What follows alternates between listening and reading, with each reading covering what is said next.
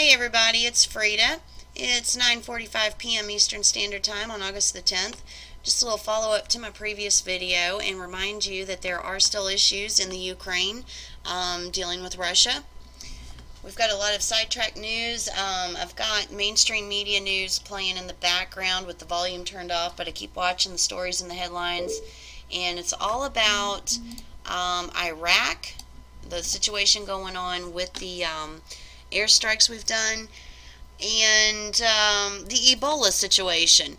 In the meantime, there's a lot of big news going on.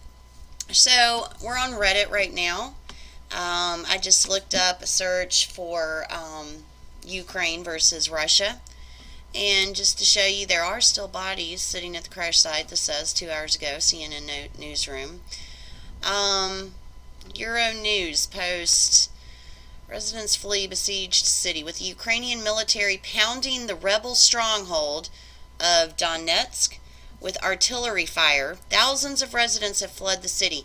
There is bombing going on over there. I mean, these folks are in the middle of a firefight. At least one person has been killed and 10 injured in shelling on Sunday, according to the Donetsk City Council.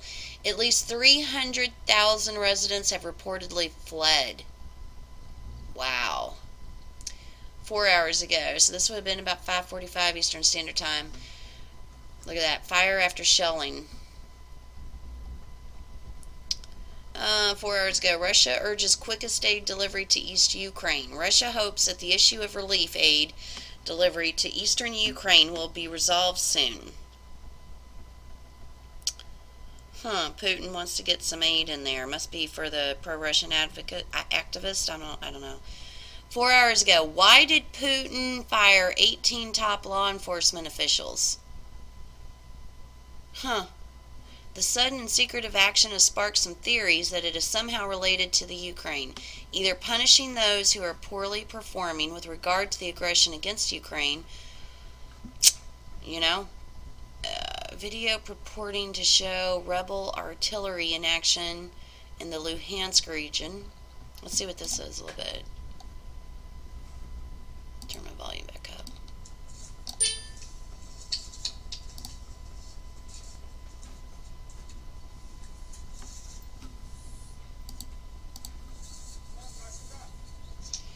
Let's get bored, guys.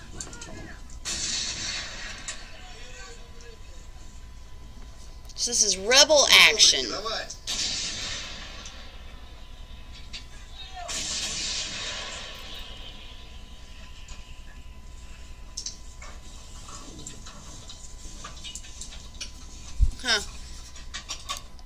put the link to this so you can check it out on your own. What is this? Maidan in Kiev is empty. First time in over 9 months. No protests, no tents, nothing. Wow. Now there's something interesting. That was 7 hours ago. 2:08 p.m. Again, I'm over here, Eastern Standard Time. Ukraine troops tighten the ring around separatist-held Donetsk. Ukraine intensifying gunfire and explosions continued to rock this city on Sunday as Ukrainian forces fought to complete the encirclement of pro-Russia insurgents who have turned Donetsk into their largest remaining stronghold. Wow. Overnight, Ukrainian troops advanced further to tighten the ring around Donetsk, destroying a large quantity of armor and killing many insurgents. So the Russians that are inside the Ukraine,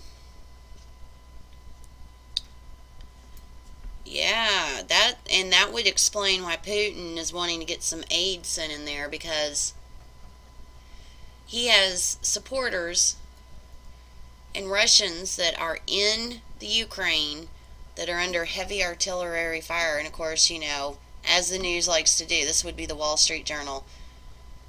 Older woman holding a newborn baby. Baby that size fits in your arms like that. It's probably anywhere between newborn to 4 months. Ukraine rebels opened to truce with strongholds under siege. Pro-Russian rebels Besieged by Ukrainian troops offered a ceasefire on humanitarian grounds as the government said it halted a Russian military convoy from crossing its border under the guise of a peacekeeping mission. Now, I'm gonna stop there. I'll put the link to this search in the video below. But I guess, I just wanted to remind you there's a lot going on out there. We're going to look at some other issues here tonight before this is over with. But this whole Russia-Ukraine thing, the reason why it's a big deal, let me explain to you why what happens with Russia and Ukraine is a big deal. And take note, I'm not picking sides.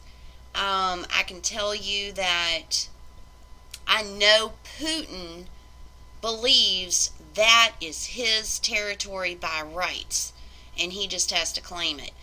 I know that on the Ukrainian side, they'll be damned if they get taken back into the Russian Empire. From a world standpoint, from the United States standpoint, here's the problem. If Putin claims and wins the territory of eastern Ukraine, and I'm not talking about just the Crimean region, I think he's got that. I need to check in on that.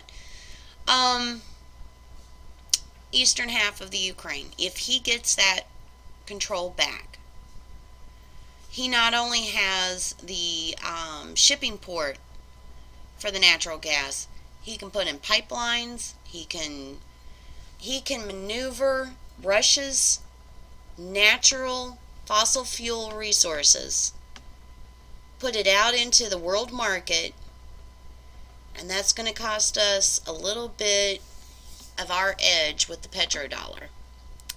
That's going to do things to inflation, the stock markets, all of it. So the reason why we as Americans should be concerned is because on the left side, the humanitarian side, you have the Ukraine people who, the true Ukrainians, not the pro-Russian separatists, but the Ukrainians who rejoice in the fact that they're no longer part of the Russian Empire. They don't want back in. And as an American, we support freedom. We support people's deciding who dictates their life, how their life is dictated, unless it comes to our own citizens, of course.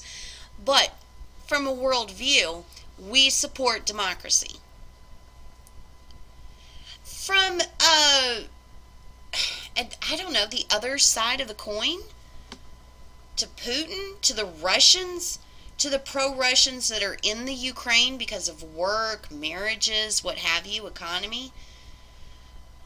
Russia's always been a proud, strong people, and Putin has an opportunity to go down in the history books. I think he feels like he's already going down in the history books, and he is, but I think the man, actually in his heart and his soul, is so dedicated to, as they call it, Mother Russia, that he's a man who has the power to take back what they feel was stolen from them. You can't ignore the fact that both sides of the Ukraine and Russian situation are right. But there is an outcome that would affect us very negatively. Very negatively. This is why we've always had a problem with the Russians, people. I don't know if you've ever met a Russian or not, but their humor's a little dry. But it's because these people don't grow up as weak sticks. They grow up very hardcore and very proud of who they are and very proud of their heritage. And it's something that the majority of United States children nowadays have nothing to compare it to. Nothing. People my age, yeah, And older, absolutely, more so. But as the generations go through, we don't grow up having pride in who we are to the level that Russians do. I'm sorry, I got to give them kudos for their patriotism, and these are people that are willing to starve themselves if it will be to the benefit of Mother Russia. So I don't know. I just wanted to touch base. I wanted to remind you there's a lot going on out there other than the things that we're seeing on the news right now, and I think it's important that we stay focused on that. So anyway, this is Frida. Hope you guys are still doing good.